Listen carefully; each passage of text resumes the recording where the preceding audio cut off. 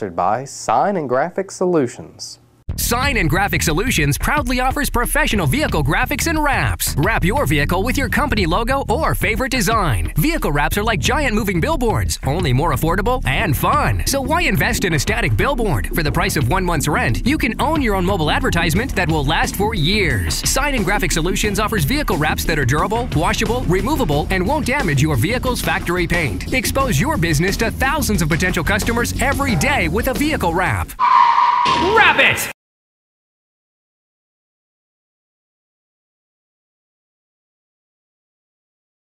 Good morning, my name is Alina Lamb. Welcome to our celebration of Black history and diversity.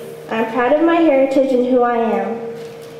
On my dad's side, I'm Costa Rican, and on my mom's side, Swedish. Thank you for taking the time from your busy schedules to join us. We appreciate your presence and hope you enjoy our program. We are here today to celebrate a rich heritage of many cultures. We are doing this in February during Black History Month. My name is Justin Lopez, and I'm proud of my heritage. I'm half Hispanic American and Native American. Our foreparents left a strong legacy that we must carry on. It was not easy, but they made it. They had a lot of struggles and things to overcome, but they did it. And some spite, some wrong choices, and some bad decisions, we have to make it too. Today is bigger and better because many races and cultures work together, go to school together, and live in peace together. In America, we have a diverse population. We celebrate our likeness and our differences. We come today in honor and appreciation for our own heritage while respecting and celebrating that of others. Thank you, Alina and Justin, as you shared your culture, your background, your heritage, and you welcomed and given us our purpose for being here today. Now we will have a tribute to historical achievers under the direction of Miss Audrey Campbell. The student participants are Shamir Hardaway, Charles Dancy, Montravius Newsom, Wanisha Alexander, and Mario Beats. I was born premature and weighed only 4.5 pounds and was sick throughout my childhood. I was from a large family. There were 24 children. I became one of the most celebrated female athletes of all time. My celebrity caused gender barriers to be broken in previously all-male track and field events. Who am I?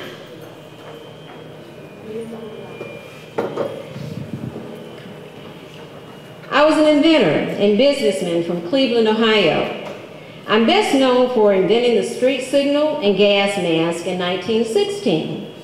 In addition to the traffic light, I also made national news for using my gas mask to rescue 32 men trapped during an explosion in an underground tunnel. The traffic light and the gas mask were only two of the many inventions I developed, manufactured, and sold over the years. Who am I? I am Gary Gordon. I was a recording artist, actress, producer, and model. In 2009, the Guinness Book of World Records noted that I won more awards than any other female act of all time. In 2001, I signed the biggest record deal in music history with Artista Records for $100 million. I was one of the world's best-selling music artists. Who am I?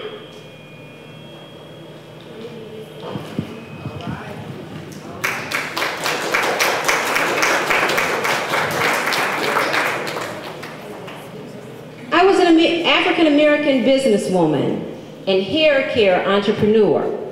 I made my fortune by developing and marketing a hugely successful line of beauty and hair products for Black women. I was the first self-made female millionaire and the wealthiest African-American woman in America. Who am I?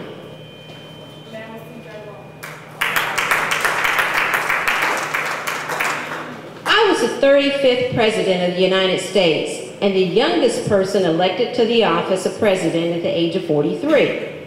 I became the first president to call on all Americans to embrace civil rights as a moral imperative. I've been called one of the greatest presidents of our time. Who am I?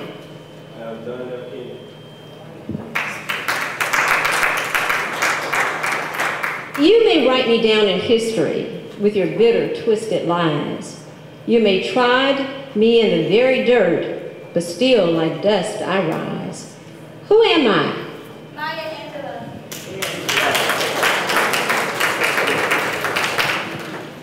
I'm a professional basketball player, businessman and majority owner of the Charlotte Bobcats basketball team.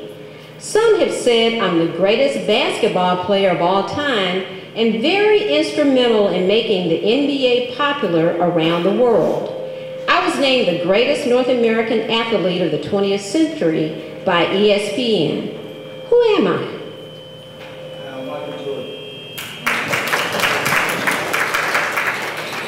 I've been a teacher, assistant principal, and principal, educating students all of my life. I served on special assignments in the superintendent's office. I'm a wonderful husband to my wife and a loving father to my 2 children. I'm now the superintendent of Coweta County Schools. Who am I? Dr. Steve Barker.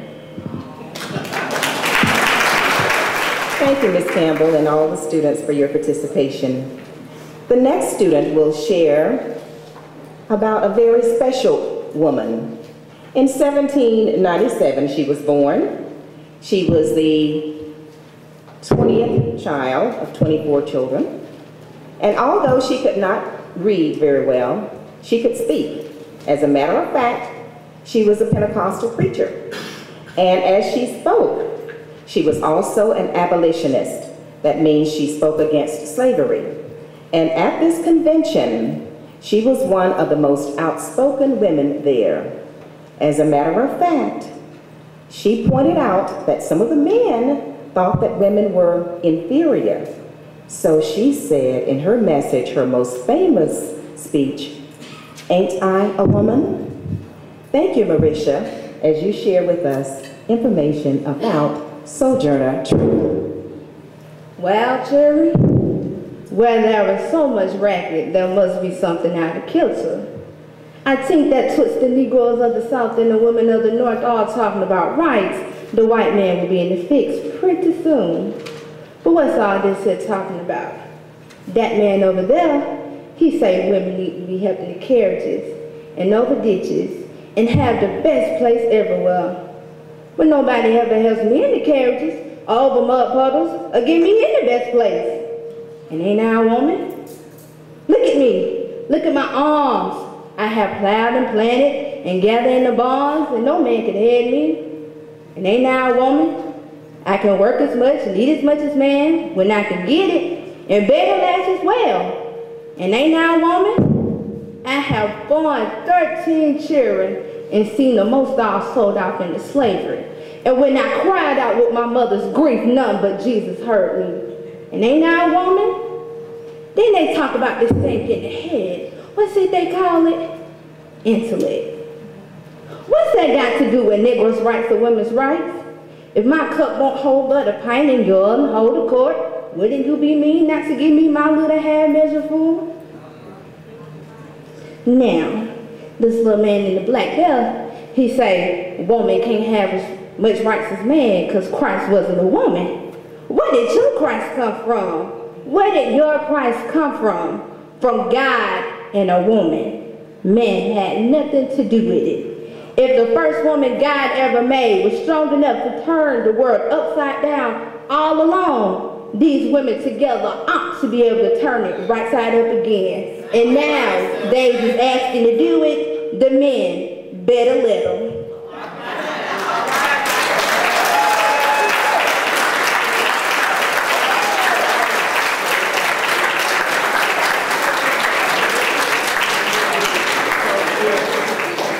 Now I will sing a little of His Eyes is on the Sparrow. Why should I feel discouraged?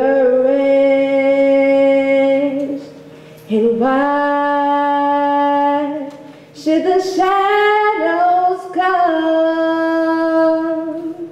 And why should my heart feel lonely and alone?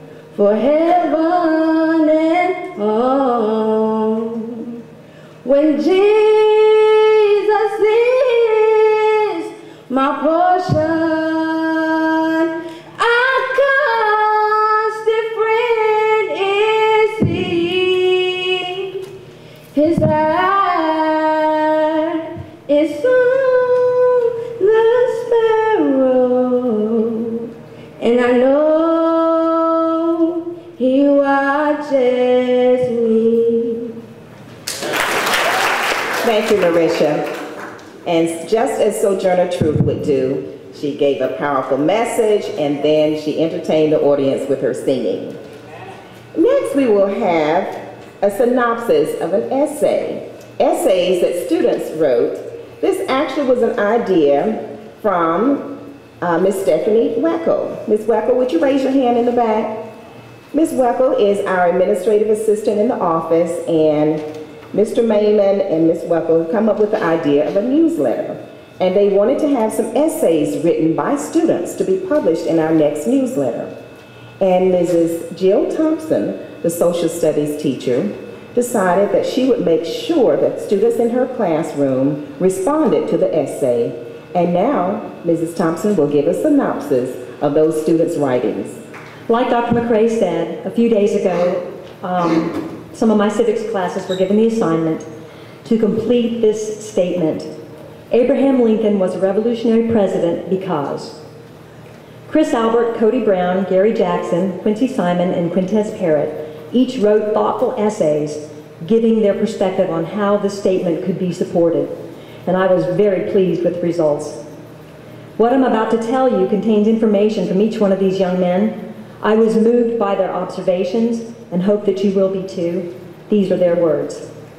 Abraham Lincoln was a revolutionary president because he was humble, personable, self-educated, caring, and a noble man who had the ability to transform his attitudes and thinking when necessary. Lincoln knew hard work growing up in a poor farm family and was self-educated, becoming a lawyer, pointing out that anyone can become anything he wishes if he tries hard enough. Lincoln was a people person, realizing that his strength was not in his personal appearance. He cultivated instead his storytelling ability and quick wit, which he often turned his sarcasm on himself when he was facing his political opponents.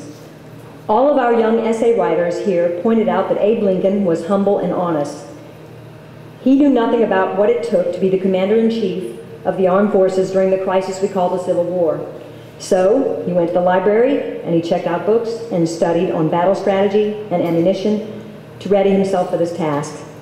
Every student pointed out in his essay that Mr. Lincoln showed caring and nobility when he continued to lead this country despite the deep personal tragedy of losing his own 11-year-old son to typhoid fever. And the first family often gave up the comfort of the White House to go stay in a home where wounded soldiers were being cared for.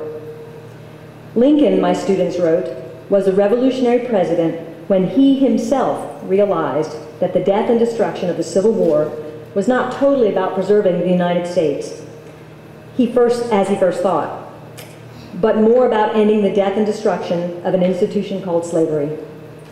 As Chris, Cody, Gary, Quincy, and Quintez wrote in their essays, Abraham Lincoln was a revolutionary president because he was honest, noble, determined, self-educated, caring, and a transformational man who never gave up, no matter how sad or difficult the circumstances. But most of all, he was a revolutionary president because he freed the slaves in this country, described by one of my young students as a most wonderful achievement. Next, our student, Christopher Washington, has the distinct honor of introducing our guest artist. We are so proud to have Reverend Arthur L. McClinton, a native of Atlanta. He graduated from Atlanta Public School, Morris Brown College, Georgia State University, Morehouse School of Religion, and ITC. He is the founder and president of his own music school. Reverend McClinton is an ordained minister, correctional chaplain, composer, arranger, conductor, educator, and performer. He is married to his soulmate, and they have a daughter and son. He has taught thousands of students and performed throughout the world. Please join me in thanking Reverend McClinton for being with us today. Music has a way of providing direction. And of course, there's positive direction. And then there's the direction that you really don't want to deal with. And because some of us have dabbled in some of the wrong directions, we know never to go that way again. When you see dancers performing as the young ladies just did, you know they have found positive direction. The young people who give the excerpt and the synopsis of Abraham Lincoln's speeches have found positive direction. This is a song entitled You'll Never Walk Alone, and it talks about how we should behave when in a storm. If you've never been through a storm, and we're not talking about the rain and the snow and sleet. We're talking about the storms of life. But if you've never been through one, this tells you how that when you walk through a storm, hold your head up. In other words, you're looking for a better place. You're looking for positive direction. So as this selection plays, then make an effort to just think about the best way to handle a storm.